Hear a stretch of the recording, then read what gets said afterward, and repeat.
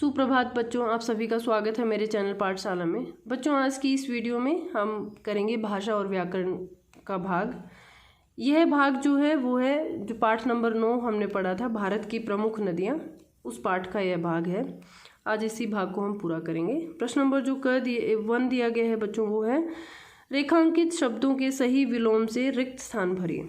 जो रेखांकित जो शब्द हैं यानी कि जिनके नीचे अंडरलाइन किया गया है, आप सबको उनके विलोम शब्द लिखने हैं। क जो पूछा गया है वो है, यह ज़मीन बहुत उपजाऊ है किंतु ये वह ज़मीन डैश है।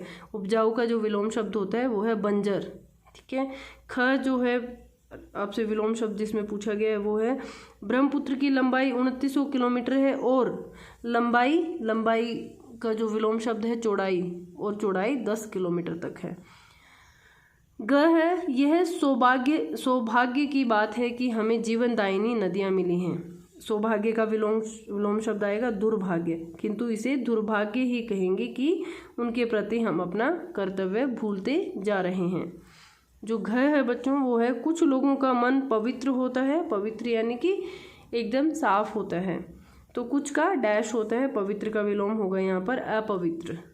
ड़ है, व्यक्ति का चरित्र उज्जवल होना चाहिए। उज्जवल एकदम यानी कि साफ होना चाहिए, चमकदार होना चाहिए।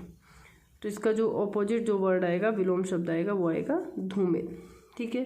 प्रश्न नंबर 2 है बच्चों, उसमें पूछा गया है, निम्नलिखित शब्दों के पर्यायवाची लिखिए। आपको पर्यायवाची शब्द बताने हैं। सबसे पहला है नदी। नदी को सरिता भी बोलते हैं और तटिनी भी बोलते हैं। गंगा, भागीरथी, देव नदी। नदी का फिर से पूछा गया है, नदी को सरिता बोलते हैं, तटिनी बोलते हैं, तरंगिनी भी बोलते हैं। ठीक है। नेक्स्ट है तट। तट का पर्यायवाची होता है किनारा, साहिल। ठीक है। पर्वत को पहाड़ भी बोलते हैं, अचल भी बोलते हैं, शैल भी बोलते हैं। पवित्र मीन्स शुद्ध, साफ, पुनीत, पाक आदि पवित्र के पर्यायवाची शब्द हैं। जो प्रश्न नंबर 3 दिया गया है बच्चों, उसमें दिया गया है आप सबको जो विभक्ति चिन्ह होते हैं उनका प्रयोग कैसे करते हैं। ठीक है। उससे पहले हम पढ़ते हैं जो इस बॉक्स में एक जानकारी दी गई है। वाक्य में आए संज्ञा व सर्वनाम शब्दों का वाक्य की क्रिया के साथ जो संबंध होता है उसे कारक कहा जाता है। जो संज्ञा या फिर सर्वनाम जो शब्द होते हैं किसी भी वाक्य में, उनका क्रिया के साथ, क्रिया यानी कि जो वर्ब होती है, एक्शन जो होता है, उसके साथ क्या संबंध होता है उन्हें कहते हैं कारक। इस संबंध को जोड़ने के लिए जिन चिन्हों का प्रयोग किया जाता है उन्हें परसर्ग या फिर विभक्ति चिन्ह कहा जाता है। ठीक है। और संज्ञा या सर्वनाम शब्दों का क्रिया के साथ जो संबंध होता है उसको जोड़ने के लिए जिन चिन्हों का प्रयोग किया जाता है उन्हें कहते हैं विभक्ति चिन्ह या फिर परसर्ग चिन्ह। ठीक है। जो प्रश्न नंबर 3 दिया गया है वो है, नीचे दी गई कारक कथा को पढ़कर वाक्यों में कारक रेखांकित करके उनके भेद बताइए। ठीक है। कारक के अलग अलग प्रकार के भेद होते हैं, जैसे कि कर्ता, कर्म, कर्ण, इस तरह से भेद होते हैं बच्चों। आप अगली क्लासेस में पढ़ेंगे। एक छोटी सी कहानी के माध्यम से आप लोगों को जो कारक के विभिन्न भेद हैं उनके बारे में बताने की कोशिश की गई है। वो है, एक बार की बात है, कर्ता ने कर्म को समझाया। ये जो ने और को है, ये जो अलग अलग कारक दिए गए हैं जैसे कि कर्ता है, कर्म है, इनके साथ यही विभक्ति चिन्हों का प्रयोग होता है। जैसे कर्ता के साथ ने का प्रयोग होता है, कर्म के साथ को का प्रयोग होता है। कर्ता ने कर्म को समझाया कि वह कर्ण से, कर्ण के साथ से का प्रयोग होता है या फिर के द्वारा का होता है। वह कर्ण से या फिर के द्वारा संप्रदान के लिए कुछ सहायता अवश्य प्राप्त कर ले, किंतु अपादान से थोड़ा अलग ही रहें, क्योंकि उससे दूरी रखने में ही भलाई है। उसने यह भी ध्यान दिलवाया कि वह चाहे तो मित्रता का संबंध का, की, के, रा, री, रे के साथ जोड़ ले और अधिकरण पर थोड़ा भरोसा रखें, क्योंकि उसमें इतने गुण हैं कि संबोधन यानी हे, अरे पुकारने पर वह क्रिया को मजबूती देने के लिए दौड़ा चला आएगा। इन सब में बच्चों जो कर्ता है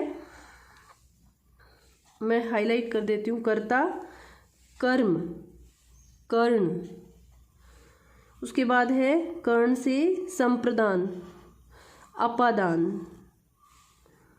उसके बाद है कर्ता ने कर्ण से संप्रदान के लिए संबंध, अधिकरण, संबोधन। ये सब क्या है? ये सब कारक के भेद हैं। कर्ता, कर्म, कर्ण, संप्रदान, अपादान, संबंध, अधिकरण और संबोधन। ठीक है, और इन सब के साथ जो विभक्ति चिन्ह आते हैं, जैसे कर्ता के साथ ने आता है, मैंने अंडरलाइन किया है, कर्म के साथ को आता है, कर्ण के साथ से या फिर के द्वारा आता है, इसको अंडरलाइन कर दिया है मैंने। संप्रदान के साथ आता है के लिए विभक्ति चिन्ह, अपादान के साथ आता है से, यानी कि जब कोई चीज़ें अलग होती है किसी चीज़ से तो वहाँ पर अपादान कारक होता है। उसके बाद आता है संबंध, संबंध के साथ का, की, के, रा, री, रे, ये सारे के सारे इस तरह से विभक्ति चिन्ह आते हैं। उसके बाद आता है अधिकरण, अधिकरण के साथ विभक्ति चिन्ह आता है पर, और फिर आता है संबोधन, संबोधन के साथ जो विभक्ति चिन्ह आते हैं हे, अरे, इस तरह के विभक्ति चिन्ह आते हैं संबोधन के साथ। जो पहला जो वाक्य दिया गया है इसमें क्वेश्चन में वो है, राजा भागीरथ ने गंगा को धरती पर लाने हेतु घोर तपस्या की। यहाँ पर कर्ता कौन है? भागीरथ, क्योंकि कर्ता ने, भागीरथ कौन है? कर्ता। ठीक है, मैं अंडरलाइन यहाँ पर भी कर देती हूँ। और कर्ता का विभक्ति चिन्ह है ने, यहाँ पर भागीरथ कर्ता है। कर्म को, किसको लेके आए धरती पर? कर्म को। यहाँ पर गंगा कौन है? गंगा है कर्म, यहाँ पर मैंने आंसर में लिखा है। कहाँ पर लेके आए? धरती पर, तो धरती क्या है यहाँ पर? अधिकरण पर। और हेतु का अर्थ होता है के लिए, तो यहाँ पर कौन सा कारक है? संप्रदान कारक है। जो सेंटेंस है वो है, असम में ब्रह्मपुत्र को ब्रह्मा का पुत्र माना जाता है। को कहाँ पर आता है? जहाँ पर कर्म कारक होता है, कर्म को, तो यहाँ पर कर्म कारक है। और साथ में का, की, के, रा, री, रे, ये किसके विभक्ति चिन्ह है? वो है संबंध के, तो यहाँ पर संबंध कारक भी है। ताप्ती नदी सतपुड़ा से निकलकर खंबात की खाड़ी में गिरती है। जहाँ पर से आता है वहाँ पर कर्ण से, कर्ण के साथ, कर्ण यानी कि कर्ण कारक की मैं बात कर रही हूँ, कर्ण कारक के साथ होता है से या फिर के द्वारा होता है। तो यहाँ पर कर्ण कारक है, सतपुड़ा पर्वत से लिखा है तो कर्ण कारक यहाँ पर है। फिर उससे क्या है? निकलकर खंबात की खाड़ी में गिरती है।